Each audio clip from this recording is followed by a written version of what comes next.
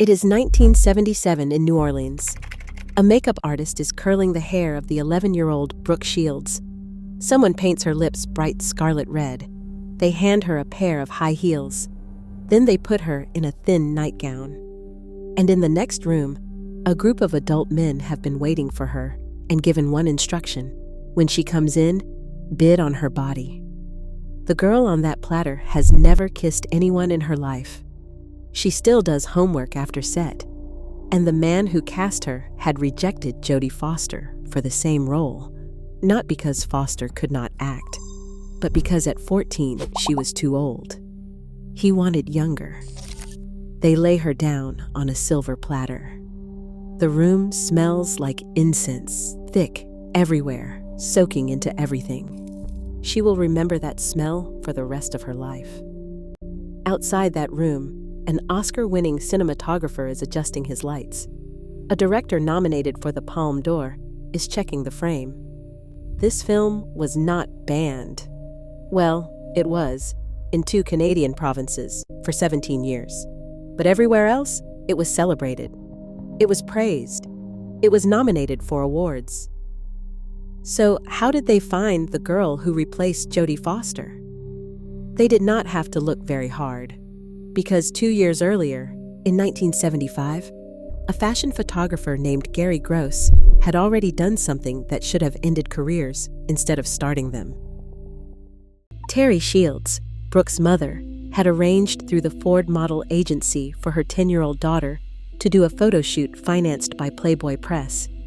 Not Playboy magazine, but a Playboy publication called Sugar and Spice. A book that promised on the cover surprising and sensuous images of women. Brooke Shields was 10. She was listed alongside the women. Gross photographed her in a bathtub, naked. They oiled her skin until it glistened under the lights. Full makeup on her face, eyeshadow, lips done, on a child who had not yet lost all her baby teeth. Steam curled around her. A telephone sat on the edge of the tub. Every prop in that shot was borrowed from adult softcore photography, and they placed a 5th grader in the middle of it. Gross himself described what those photos were supposed to do. He said the goal was to make art. Terry Shields signed a release giving Gross unlimited rights to every image. Brooke was paid $450. When she was 15 and famous enough to understand what those photos meant, she went to court to stop them. She lost.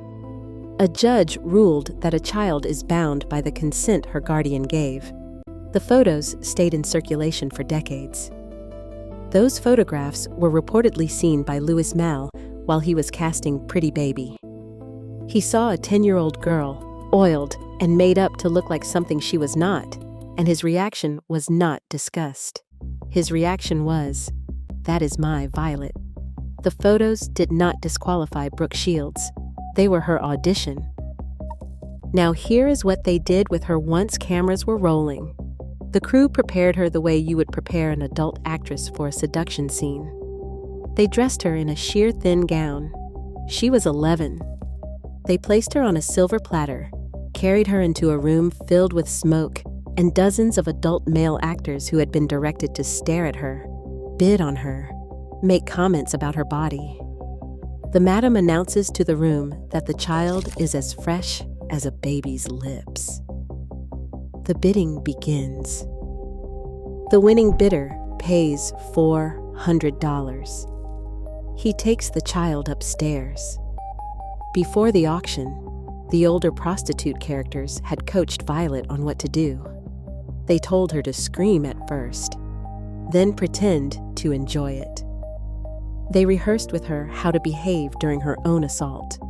And Brooke Shields, 11 years old, performed all of this. That was one scene. The production continued for months. Malle had Shields pose for photography sequences with Keith Carradine, who was 29. In one scene, copied directly from a historical photograph, Shields lay with no clothing on a chaise longue.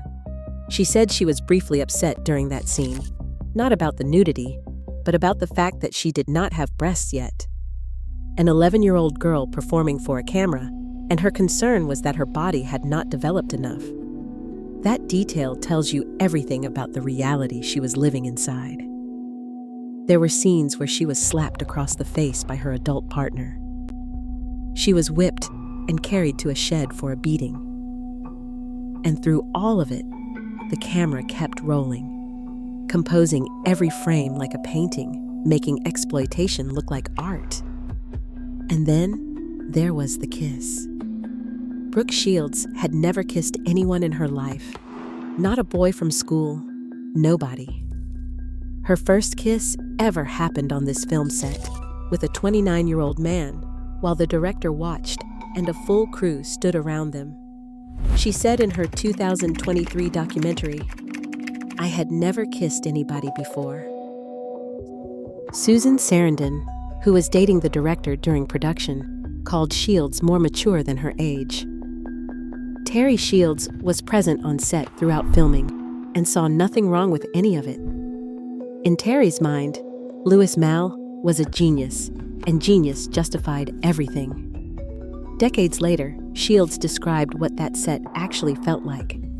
She said she wanted approval from Sarandon desperately, like a golden retriever puppy, but never received it. She described herself as someone who spent her entire life owing people things and doing whatever they wanted. She said it did not occur to her to have her own opinions for a long time. That is not the language of a child who was empowered on set. That is the language of a child who was trained to perform compliance. Here is the part of this story that made me put the research down. Decades later, Brooke Shields sat with her 2 daughters during the filming of a documentary about her life.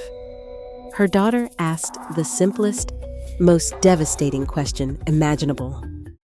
"Would you have let us do that at the age of 11? And Brooke broke down crying. And she said no. One word. That one word rewrites 45 years of public narrative. Every interview where she said she was not damaged. Every defense she ever mounted for her mother, for Malle, for the film. All of it undone by a mother who finally saw what happened to her through the eyes of someone who loved a child the way a child is supposed to be loved. She enrolled at Princeton University and graduated with a degree in French literature. Her senior thesis was an academic analysis of the films of Louis Malle, including Pretty Baby. The film that put her in a see-through nightgown at 11, she returned to at 22 as a scholar and analyzed it on her own terms.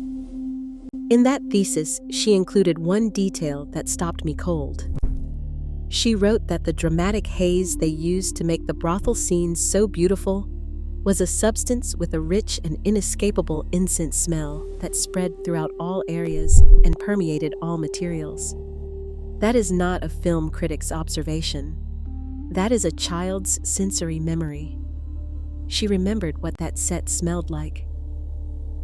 And if this story stayed with you, if you are thinking about the fact that this pattern did not stop with Pretty Baby, that at 14, they put her in the Blue Lagoon nearly naked, and at 15, they put her in front of a Calvin Klein camera saying, "Nothing comes between me and my Calvins," then there is one more name you need to know.